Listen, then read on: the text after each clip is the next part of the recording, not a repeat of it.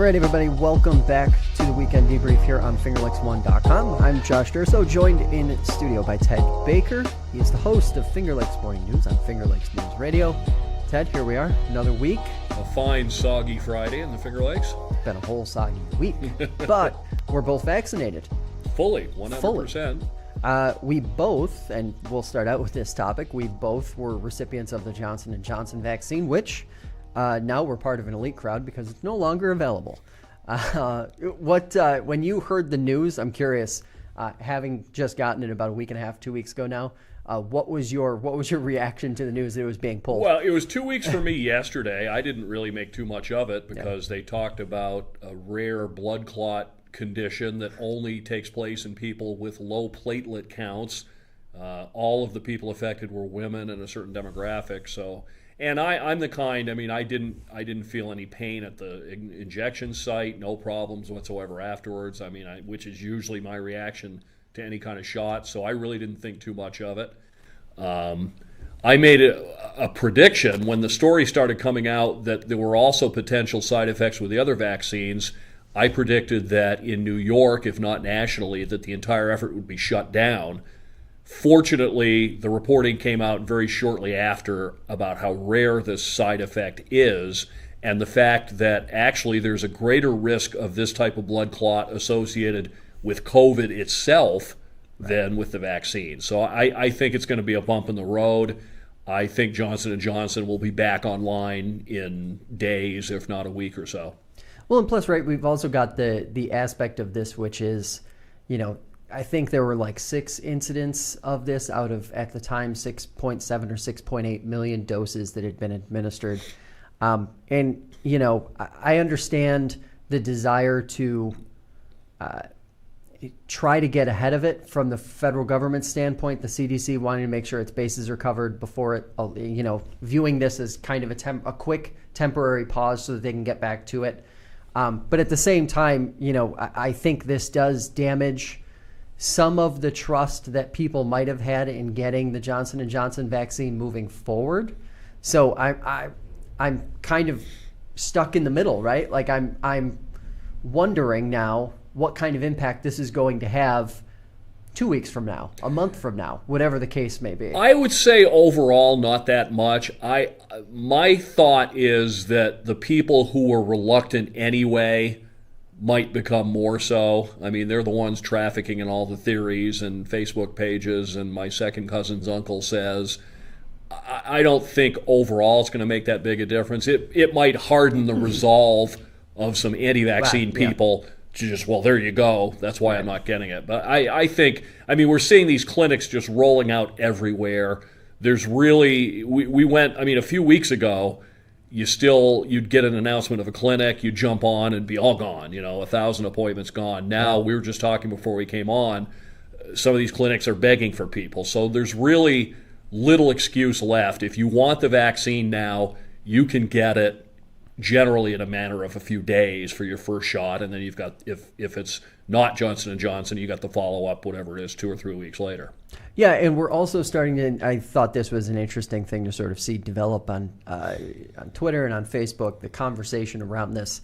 It's starting to become a little clearer when the booster shots are going to be needed. It looks now less like 6 months and probably closer to a year, which I think, in my opinion, will probably go a lot further to encourage people to not only get the first vaccine, but also get future booster shots if necessary. Because I think one of the things that stuck out to me when we were early in this process was, I don't want to call it the skepticism, but rather the inconvenience or the annoyance, especially when you are talking about some of the side effects that you do have to deal with when you get the vaccine, like, an overnight fever or, feeling run down the next day, whatever the case may be.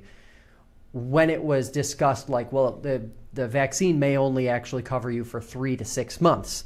I think having that timeline, having a year timeline, will sit with people a lot better. I don't know if you agree with that or not, but I think that's it puts people in a better place, I think. I do agree with it. I think what you're going to see is the annual appeal to get your flu shot is going to become the annual appeal to get your flu and COVID shots, and I think it'll become more or less a twofer. So now when people go down to their local chain drugstore to get their flu shot, they'll get their COVID shot at the same time. And I think that'll just become an annual thing that we'll all go through. Also curious about the timing of this, because I think most people, when push comes to shove, most people have been vaccinated in the first 2 quarters of the year. So I almost wonder if this will be the opposite of the flu shot. So you'll get your flu shot in the fall, you'll get your COVID shot in the spring, and that'll kind of be the buffer between the two. That way there you're not getting all of the vaccines at once, because I'm sure there will also be some skeptical folks out there who say, well, what happens if I get both shots at the same time? What kind of reaction will I have then? Yeah, that's a good point. I could see it playing out like that. That makes sense. So like you mentioned, before we came on, we started talking a little bit about these clinics and how a lot of counties are having trouble filling slots. And even the state clinics have tons of openings every day. Like you can book within hours now. And it's interesting because we're starting to see the finger pointing start to play out a little bit in the local politics part of it. Elected officials are seeing a lot of these clinics start to remain empty or remain not full. And they're saying, well, what are you doing, public health leaders? Why aren't these clinics getting full? Now, obviously, there's the difficulty of trying to get your message out to, a bunch of news organizations if you are in a place like the Finger Lakes. But there's also the component of, I think, at play here, which is, like you said, there's so many clinics open on a daily basis now that I don't want to call it not the urgency, but there just isn't the dire sort of, oh no, I need to get an appointment, otherwise I might not be able to get one for months and months. And I think that really sort of came to a head when it effectively was opened up to everybody 16 and older. I think there was this real idea that getting an appointment after whatever it was, April 8th, when it opened up to effectively all adults in New York, was going to be really hard. And that just isn't the case at all. Like you can literally, you booked or you got an appointment within basically a couple days by complete chance. Yeah. And same goes for me. I mean, I literally got a notification from a public health official in Wayne County, found out there was a bunch of appointments available and booked, basically got my vaccine within 2 hours of booking. So, I mean, the dynamics have changed, I think. And I don't know that that's not, any public health officials' fault that we're at a different place now in the vaccine process than we were 2-3 months ago. Well, and even, I would say even 2 or 3 weeks ago, we've gone from a situation where people just, the third or fourth time you click on a link and you find no appointments,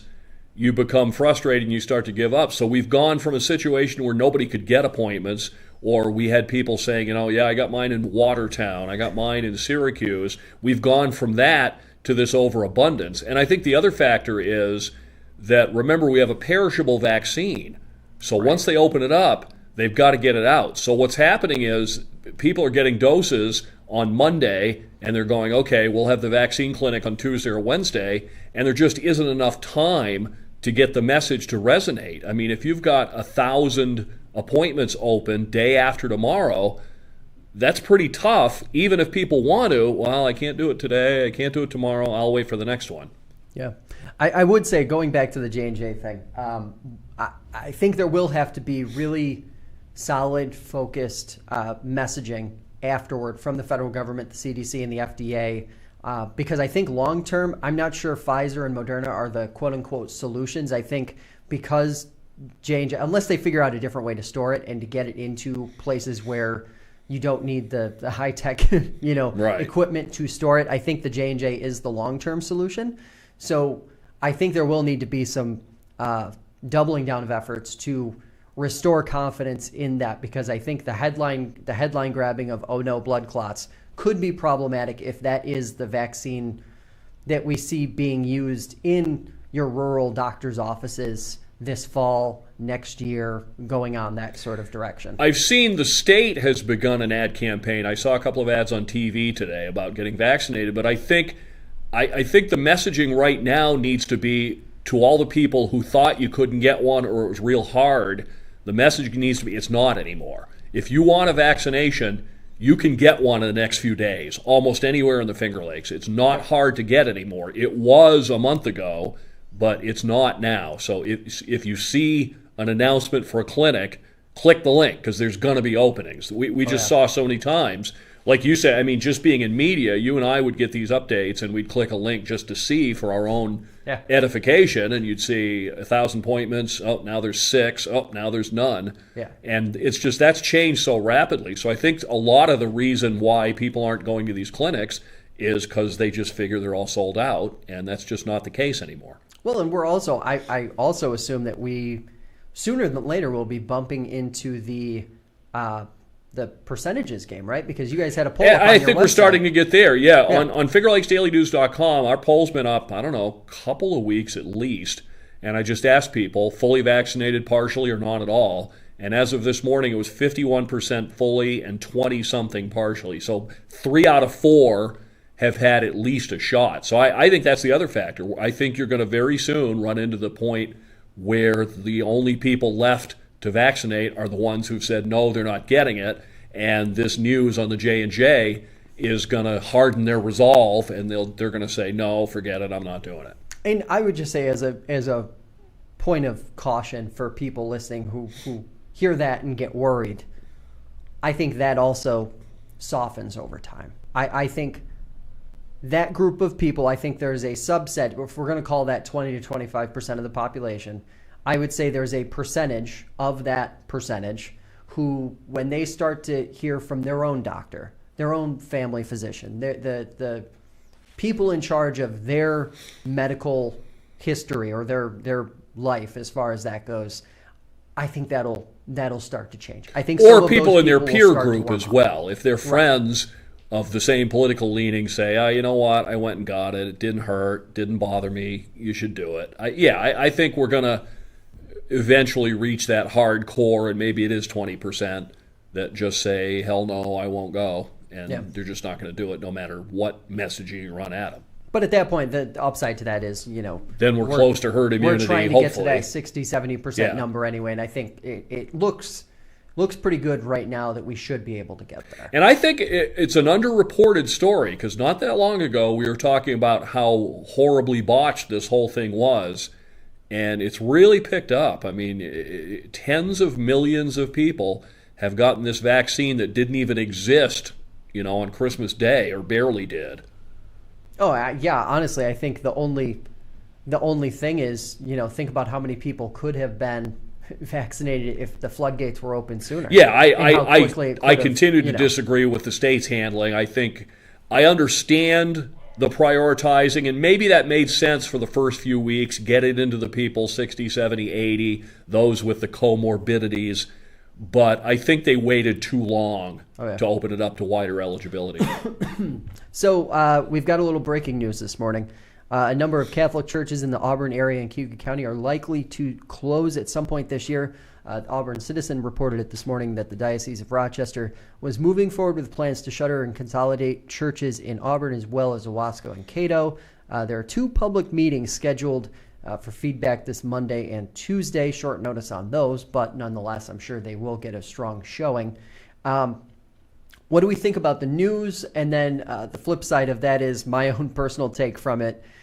I couldn't believe that there were literally as many Catholic churches in such a small, condensed area still. I realize that Auburn is a decent-sized city, regionally speaking, but I still can't believe that a city of Auburn's size, or frankly even a city of slightly larger size, could support what is a 4, 5, or 6 Catholic churches. I find that very hard to believe, which I guess now verifies. I think it's interesting. We talk a lot in these conversations about the differences in access to all kinds of things between the more populated areas and the less populated areas, and it looks like religion, or at least Catholicism, is going to be another one. I mean, where are you going to go to Catholic church? How many people are going to have to drive 30 or 40 miles to go to a Catholic church? There's a former one literally across the street from my house in Rushville that, as we speak, is being converted to a B&B. There's just a lot of people that aren't going to have access to a Catholic church conveniently. In Auburn, maybe they can double up, and maybe the remaining churches will be stronger. But in places like Rushville or in rural Seneca County, how many Catholics have to drive however long it is now to go to church? Yeah, it's interesting, and I don't know how this is going to play. I would assume that this is probably emblematic of changes that we're going to see throughout the Rochester Diocese sort of, I'll call it coverage area. I think that's probably the consolidation. And probably nationwide, for that matter. Yeah. And, I anytime I start to see, organizations like this, I'll call it an organization for purposes of just how it's operating, go through this slow decline, which is exactly what's happened over the last 20 to 30 years. I look like the news industry, and I see organizations that didn't budge. They didn't evolve. They didn't change with time. And I understand, whether it be the messaging around whatever, literature they're preaching to or whatever the case may be, has to sort of stand firm or whatever the case may be. There are just so many different ways or areas you can point to within religion or church as organizations go and say they just missed all of these opportunities to bring new people in and retain the ones who, frankly, probably just grew tired of the various roadblocks that were in their way to seeing a modern organization emerge on the other side. Whether it is the digitizing of, services, which is something we saw happen over the last year with the pandemic, but wasn't something we saw really any effort on in the local or regional sense before that. I mean, 2020 literally was the first year I started to hear about, a number of churches doing services online or streaming them on YouTube or Facebook even to get more people in the fold. And that's taking the messaging of the religion itself totally out of the equation. So, I don't know where you come down on that part of it, but I think that's probably the biggest missed opportunity in the last 20 years. And I mean, we're past downward spiral now. It's circling the drain. I think that's some of the things you said, I think, are part of it, but I also think the Catholic Church has faced some unique challenges. I assume that all of the priest scandals have taken a financial toll. I mean, there have probably been settlements paid out in the millions and millions of dollars. I think also, I'm no religious expert and not terribly a religious person myself, but I think that the rather strict beliefs of the church are running up against the beliefs of a number of Catholics who are more liberal in their thoughts, and they begin to question, do I want to go to a church that has all of these beliefs that don't really match mine? And I think it's also just a natural evolution. I think that the younger population, and this is just me speaking off the top of my head, I don't have any statistics to back this up, but I would suspect that church going is becoming an older demographic thing. I would suspect that fewer younger people are regular church goers than might have been 40 years ago. Yeah, and I hear that from a lot of older friends and family who say the same thing. Young people just aren't as religious as, and I think that's, there are a lot of things that play into that, right? I know a lot of people my age or younger who don't go to their local church, but they either stream podcasts or they watch something on YouTube or whatever the case may be, or they sort of fulfill that part of their life in other ways than going to church. Well, it's like we've talked about, the nature of work changing. Fewer people are going to a physical brick and mortar place to work, and that's a very good point that you made. Is fewer people probably are getting their spiritual needs met in a brick and mortar building when there are other ways to do it. Well, and plus, I'll use Seneca Falls as an example. When church is in service because you see all the cars near the church, and it's once a week or it's twice a week. And, the Sunday morning thing just doesn't fit into the schedule of a lot of young people now, especially when you consider that, Gen Z, millennials, and even a lot of Gen Xers are, working, 2-3 jobs maybe. Right. And Sunday morning might be their only time off all week. or they may be at another job Or- Sunday right. morning. Say it almost goes back to the era of when everything was closed on Sunday. So what else was there to do but go to Right. church? All of those. It's all these different things coming together, and it's just created a perfect storm. Doesn't mean there isn't an opportunity, because it's funny. Like I watch a lot of podcast charts. And religion podcasts, they creep in there and they get into the most downloaded category pretty regularly. So it's a matter of making your product more digestible for a modern audience. And the Catholic Church, like I would say, pretty much every other church has just failed miserably at making that happen. Yeah, I mean, there might be an opportunity there for somebody to, like you say, to do more of a podcast approach or a more easily accessible approach. I think people now are more resistant as well to the groupthink, and there's something about a You haven't been on Facebook lately, have you?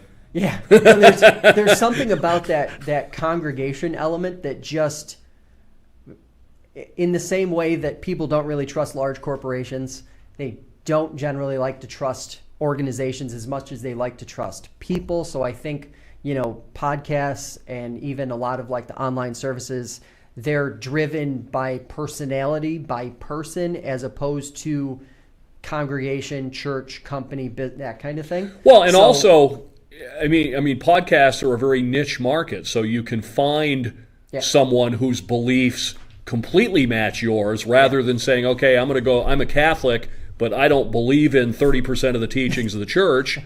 So now I find somebody who's a podcast host, and he's maybe more liberal, or maybe I'm more conservative and he's more conservative, and you can find that perfect match. I mean, it's interesting to see this same trend. We talk about these larger issues and trends a lot. We haven't done it as much in the last year or so because of the pandemic, but I think we're seeing just the evolution of human behavior. Yeah. And like you say, churches are very conservative, kind of hidebound institutions, and so they're going to be among the slower to evolve and see these new realities. Yeah, evolve or don't exist. That's pretty much what it comes down to. Let's get into a little development here in Geneva, and I say little because it's ironic, and the feedback has been anything but little. So we have received a lot of feedback after the IDA announced in Geneva that there would be a multi-tenant construction at the corner of North and Genesee Streets. That intersection has been empty for a number of years since a couple houses and a garage were knocked down on the property. The criticism that one of the tenants will be a Dunkin' franchise. There will also be, the way it sounds, one or two retail-style tenants next door / attached to it. So it's going to be one of those small little like strip island plazas, if you're listening or watching and trying to imagine what that's going to look like.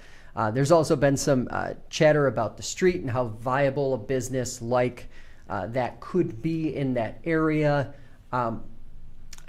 First of all, your reaction to the news, and then we'll get into the feedback itself. It does seem like a little bit of an odd location. I mean, that's, the current Dunkin' Donuts is on Hamilton Street.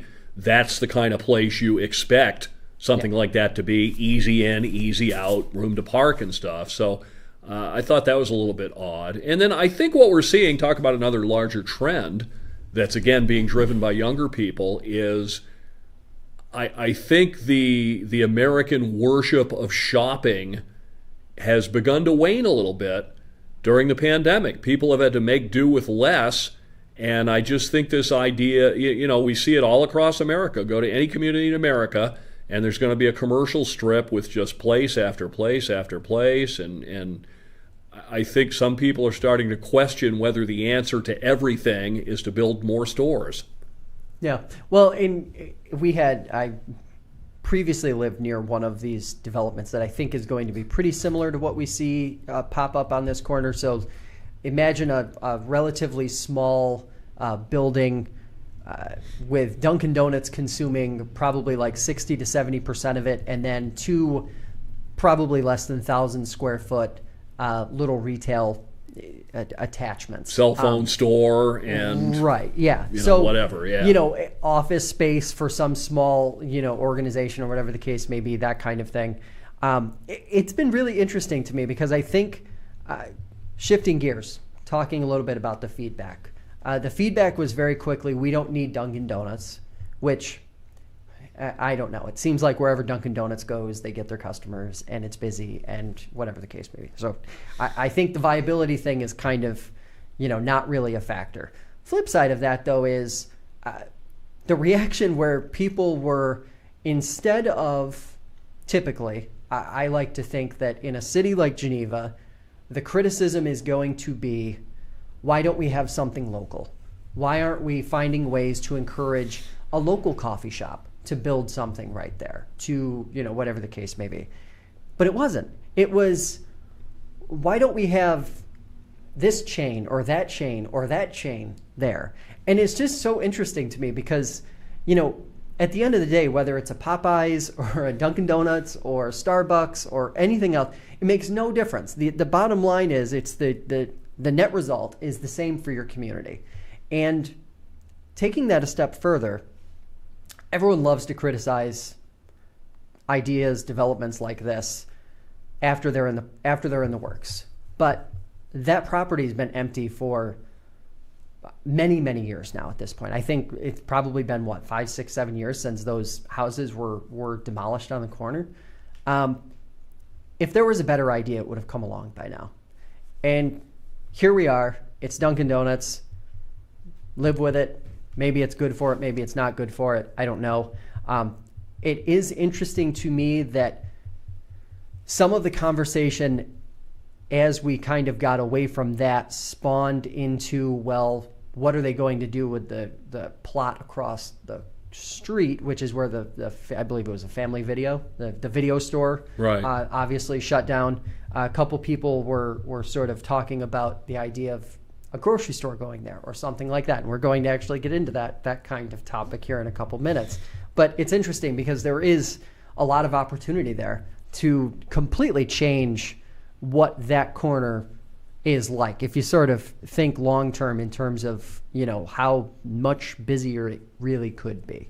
I know, I mean, there's been just, I think, a real full-court effort to bring in some kind of grocery store.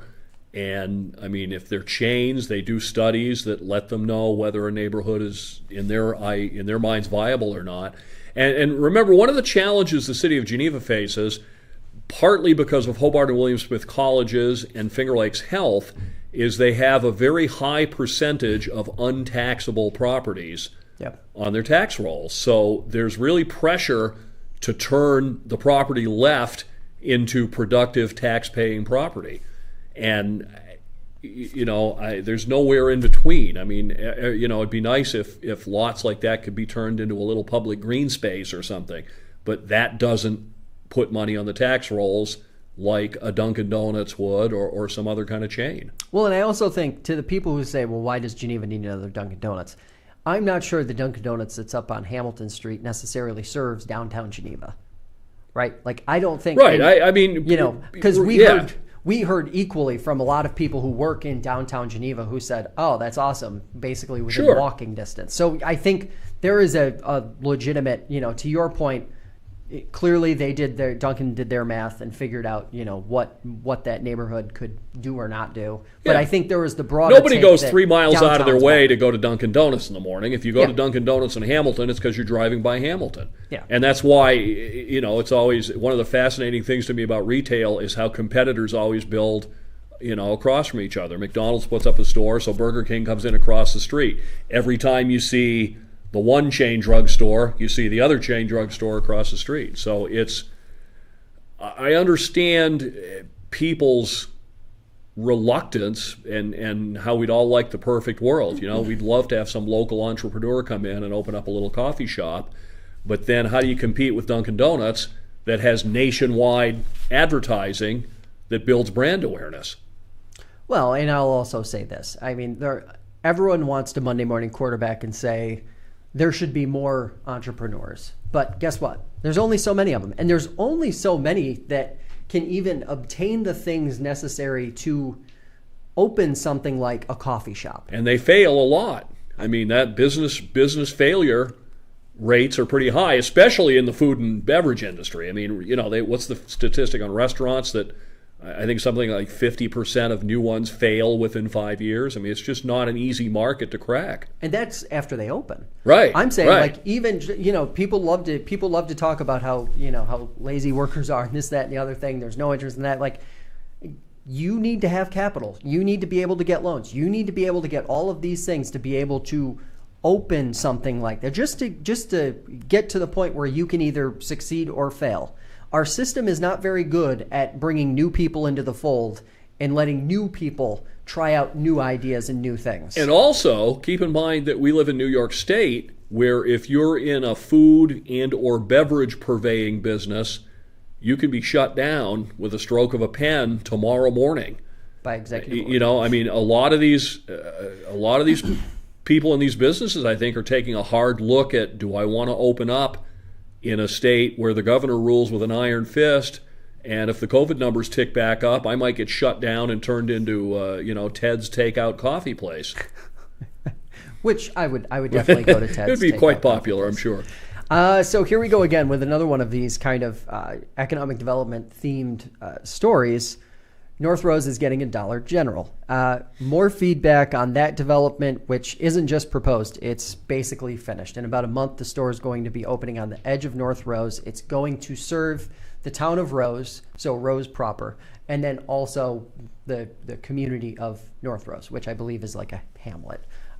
It's right there on the edge on the south side of North Rose. If you look at a map and you sort of look around that area, where the grocery stores are and where they are not, it's pretty clear why Dollar General chose that spot. Again, a lot of negative feedback. We don't need another dollar store, yada, yada, yada. But to Dollar General's credit, and I know there is a lot of criticism of that company for a whole bunch of reasons, some of them being completely legit.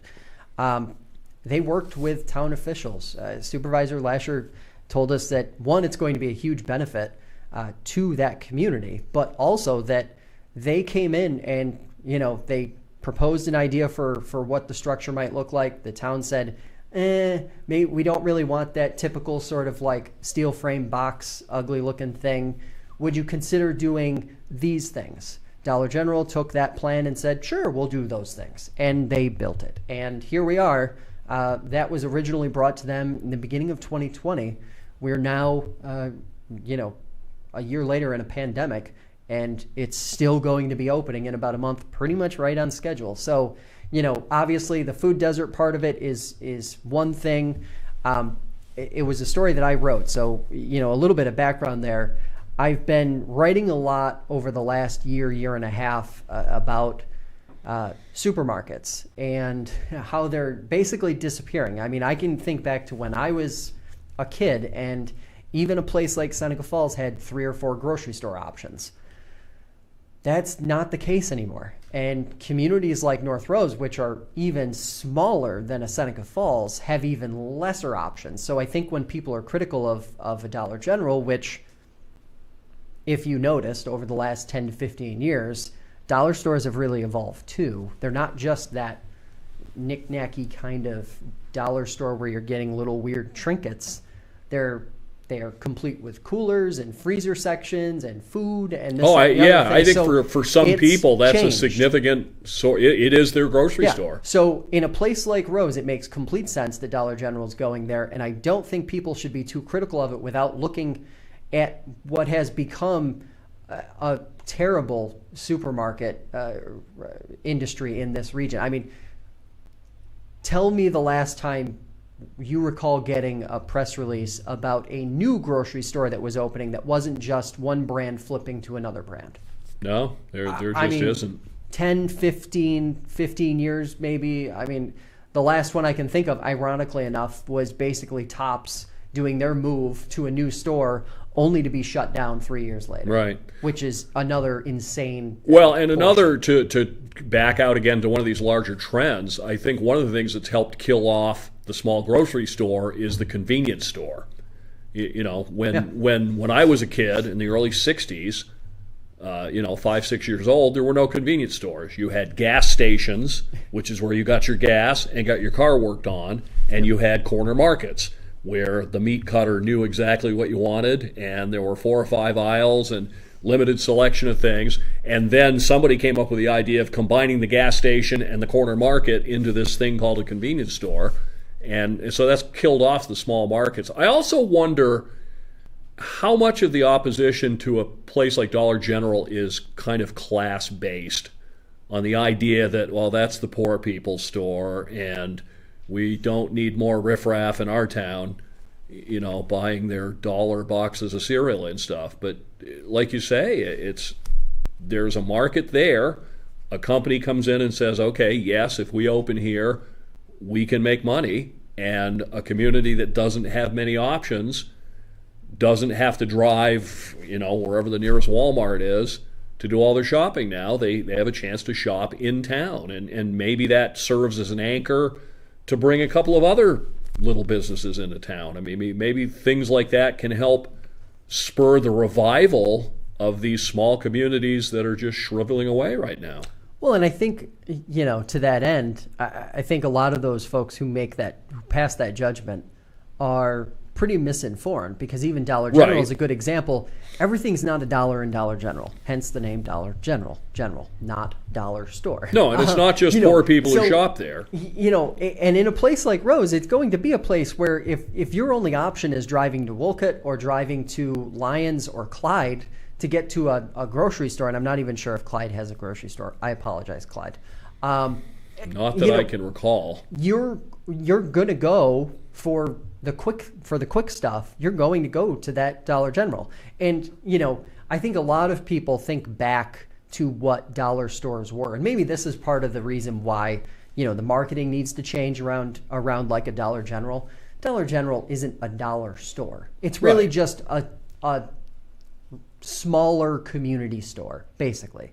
And that's where the different look can kind of come into play too, because they all sort of look alike. And but I think that's a good observation. Is I think the perception of these stores probably lags several years behind the reality.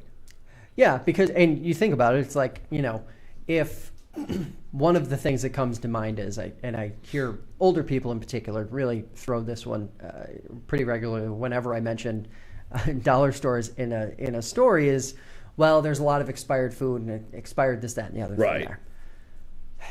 If they're moving product, there's not going to be expired stuff. And if they're in a community that doesn't have access to anything else, then they're going to be moving a lot of product. And I hate to say it, but there's not going to be anything sitting on the shelf for very long at a store like that. That's clearly an outdated perception that might have had some grain of truth at one time, but I don't think does anymore. So let's shift gears and get out of all this economic development stuff and talk a little bit about the DMV. This was maybe one of the most interesting stories, and I guess it just proves to everyone that when it comes to cybercrime, cyber criminals will go to any lengths possible. A woman from Penn had to jump through all sorts of hoops after learning that if she didn't turn her plates into the DMV, her car would be impounded. Turns out a scammer opened up an auto insurance policy with Geico in her name, and since said scammer did not pay the bill, Geico reported it to DMV, which is normal, and that triggered a notice which went out to her that said, turn your plates in, you don't have insurance, or else. After making several frantic calls, her actual insurance rep wound up calling the state DMV to straighten it all out. And obviously all parties involved assured her that she could drive. She wasn't going to lose her car or her plates or her license or anything like that. But they did say, make sure you carry valid proof of insurance in your vehicle at all times. Every time I see these stories, I just think to myself, like, the only reason this is a problem is because of how antiquated our state DMV system is. Like, why is there we haven't gotten to a point where we can better facilitate this to make sure that people, when we're sending out impound notices, turn your plates in or you aren't a driver anymore, that there isn't a human check. We're completely comfortable with just having a fully automated process without any sort of even more intricate double checking if it's a computer doing the double Well, checking. and that's the thing. I don't think this is a technological failure. I think it's a human failure. And a couple of questions is, I'm not familiar with all the details, is why would someone open an insurance policy? Was it to attempt to build an identity to do something else? Because, I mean, otherwise, why would you... They say that it can actually lead to purchasing a vehicle fraudulently. Oh, okay. So it's like all right, step so that one, makes sense. you have an insurance policy, then you can fraudulently buy a vehicle because you've established an address, which was another intricacy to this story, which was that the addresses, so if you have the fake policy and the real policy, the addresses did not match. And that was one of the ways that the state and the real insurance company were able to be like, hey, clearly this isn't legit. Right, and it here. seems to me, I mean, because like you say, it's a completely automated system. The computer doesn't know or care. It just is told that it's supposed to send out a notice, so it sends out the notice. It shouldn't be difficult for you to call and say, this isn't right here, I've got insurance, and someone at DMV ought to be able to push one key that puts the whole thing on hold temporarily and kicks it over to let's investigate this further pile. Well, I mean, it's crazy that you have to go to your insurance agency and have your insurance agent do it. You should be able to call and say, look, here's my registration number, here's my Geico policy number. You can confirm with Geico that I have this policy. There's been a mistake, and I think very often what happens is kind of like what you're saying, too much trust in the system. Somebody says, well, the computer says you're not legit, so you're not legit. There should have been a way to put a halt on this until it could be investigated. Well, and plus the thing that drives me crazy is like the answer doesn't have to be people. Like the answer could be a simple form. Well, it just says, right. Put in your real insurance provider, your real insurance information, your name, and hit submit, and it triggers a computerized research, because as soon as the computer recognizes that your real insurer is not Geico and is actually Progressive, the computer is going to say, oh, yeah, fake. Okay. Right. And that could even kick it over to a quote unquote fraud department, where that is also being investigated and followed up on properly and being tracked properly. Because another thing that drives me crazy with stories like this is like the enforcement side of it is just all over the board. Like you've got all these different entities and organizations trying to like figure out where the fraud's coming from, and it's just coming from every direction. It's like the ship that's leaking all over. And it's like, where are you starting? So create a system to start to organize all these different weird things that are happening. Well, and I have a little experience with this actually, because I have Geico, and this went on for quite some time, and I think I finally just changed my payment date. I had my, like a lot of people do, automatic bill pay out of your checking account, so you don't have to worry about, did I miss my payment? It goes out. And so what would happen is, every time my Geico payment was due, I would get a notice from the state saying that I was about to be suspended for not paying. Then the payment would come in 2 days later. Yep. And after, you say, why doesn't some human being say, look, Ted makes his payment always on the 25th. Why are we sending him a violation notice on the 24th every month? Why don't we just wait a couple days and the payment will come in? I mean, it's just, that's the problem with trusting the system. Like you said, right at the front of this, there just needs to be a human check on it. And I think sometimes with probably some bureaucratic laziness and something, it might just be easier for somebody to just say, whatever. And of course, there's the possibility for abuse there. You could have somebody who actually didn't make their payment say, oh, this is a mistake, and put me on hold and allow themselves a few more days to make their payment. I mean, any system can be abused. And I would also say, that begs the question, should the system exist the way it exists right now as far as insurance goes? It's one of those things. And I'll even say, I go back probably 2.5, 3 years ago, driving down 590. I'm coming here to do a show, and state trooper pulls me over, and I thought I was speeding. He goes, no, you weren't speeding, but when we gunned your plate, it said you weren't registered and your inspection was out of date. The car at the time was less than 2 months old. Everything was in check. But it goes to show you, like, the system can be wrong sometimes. Right. And the trooper because it's all based. I mean, I assume that this is all human data entry somewhere. So someone typed in one wrong digit for your plate number or whatever. In that case, it was just a system error. Right. The system just flagged the wrong thing for it. Freaked out. It made a mistake. Yeah. Whatever. But the thing that solved it, and the funny part, the thing that solved the whole thing was he literally asked. He said, "Who's your insurance provider?" And I, of course, being the millennial that I am, only have my proof of insurance on my phone and not in a physical form. He went back to his car with the screenshot and made a phone call. I got the notification that someone called a rep at Geico, and everything was resolved.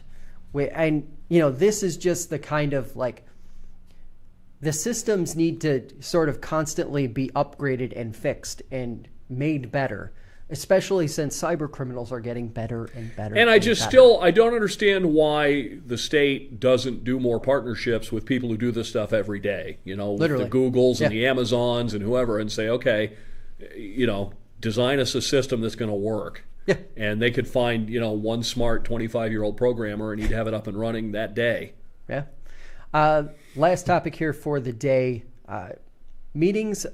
I think we're getting to the point where a lot of town, village, county, city meetings might be ending their virtual run. Curious because it spurred a little bit of a debate. And as a news organization where I've had reporters at different times in different states covering meetings, there's a convenience factor to seeing these boards stay virtual to some degree, or at least continue streaming. Good, bad, indifferent. What do you think is going to be the outcome of this? Do you think we are, by maybe midsummer, going to be back to in-person only, and perhaps a lot of these places no longer streaming or recording? Well, I understand the desire to get back to in-person. I hope that doesn't come with the end of streaming. I think that doing both. I'm a Geneva Rotarian. Our Rotary Club is discussing going back to in-person meetings, but when we do, we also plan to keep up the streaming aspect. We have some older members, some less mobile members who some of them are in living facilities of some type or other, and they can't easily come in for the meetings, but they can still feel part of the club.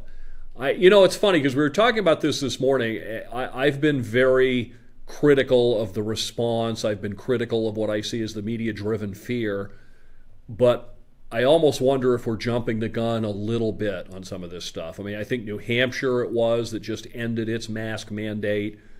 Some of these other states that have thrown things open. I'm not sure that we shouldn't be cautious for a little bit longer, and let's get more vaccines in. And I've been saying for a long time, looking at Labor Day. Yeah. I think it would be worth our while to say, let's set our sights on Labor Day. Back to school, change to fall, sort of it's our life rhythms change there. I think that would be a natural point. It's like going back to school. I understand why they want to do it, but we're almost to the end of April. Yeah. We were all kids in school. What do you do the last few weeks of school anyway? Not very much of real substantive work. So why not just let this year finish out the way it is and sort of gear up for the big push for September 1st? Yeah, and the flip side of that is I'm not sure any of these local boards, especially given how little trust there is in government right now, should want to put the genie back in the bottle. I don't think they should want to go to meetings where the only way you know what's going on is if you actually attend the meeting, because the minutes that are posted on a lot of county and town village websites are not very specific and frankly usually pretty poor. And there's no real good accounting, especially in these communities that are too small to really support a news organization that's dedicated to them.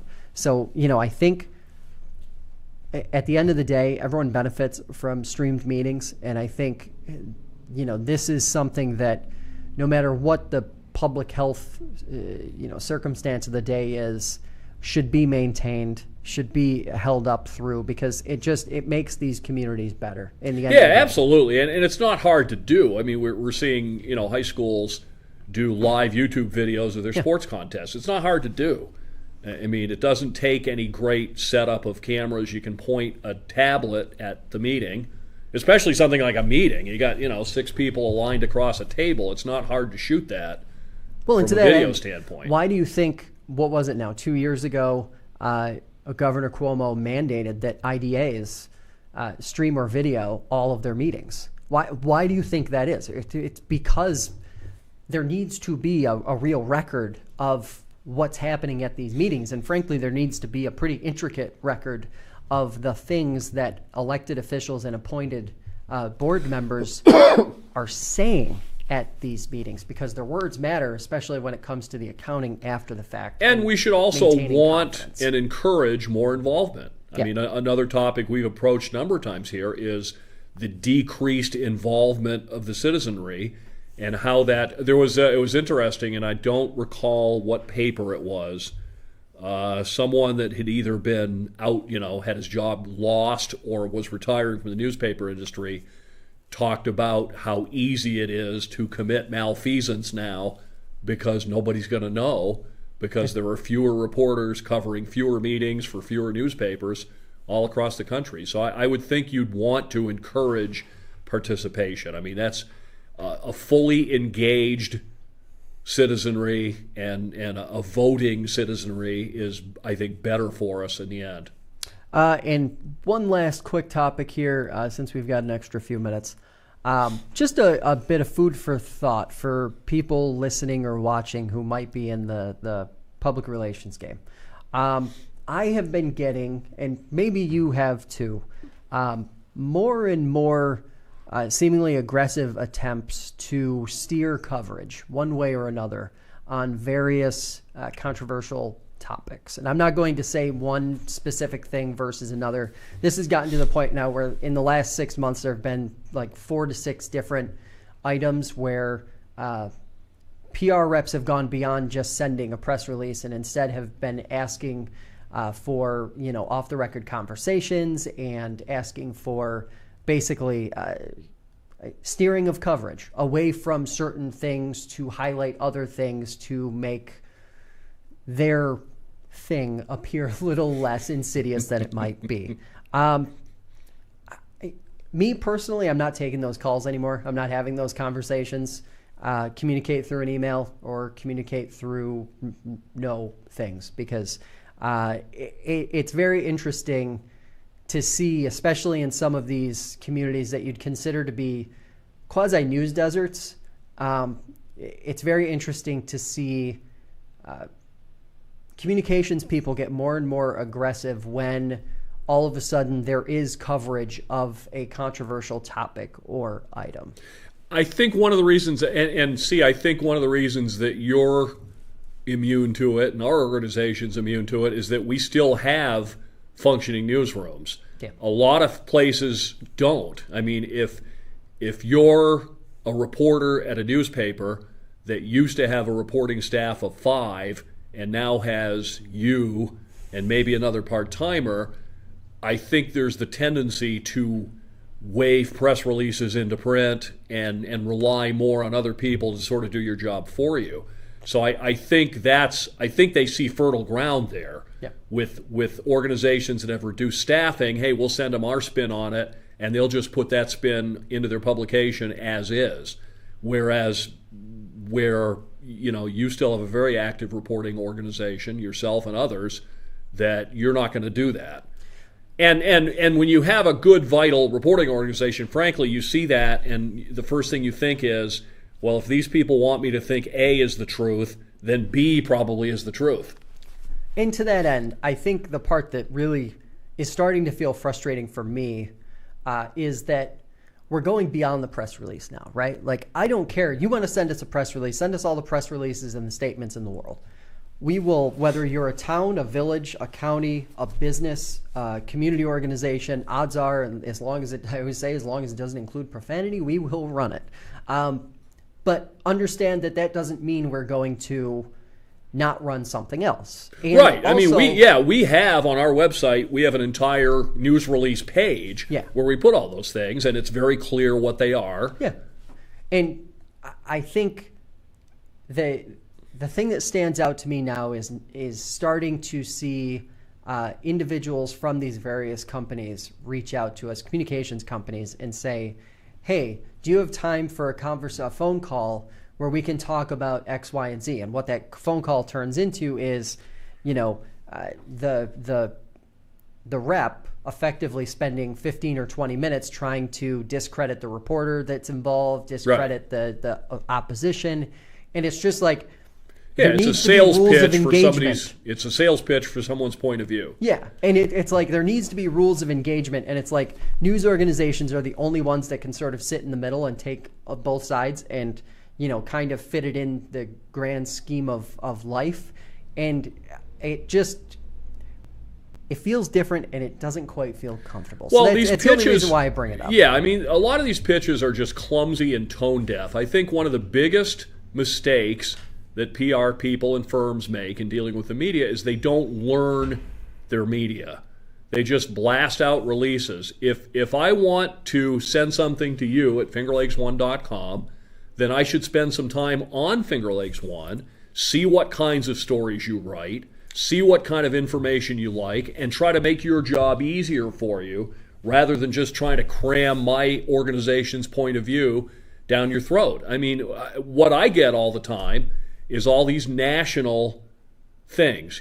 Expert wants to talk about XYZ. Well, if you know our station, we don't do that. Yeah. I talk to the local Chamber of Commerce, and I have Finger Lakes Health on, and I have the Boy Scouts on. We don't do the author expert circuit, so you're wasting your time. The other thing is that we get a lot is they will attempt to make their pitch seem somehow vaguely local in a really comical way. Yeah.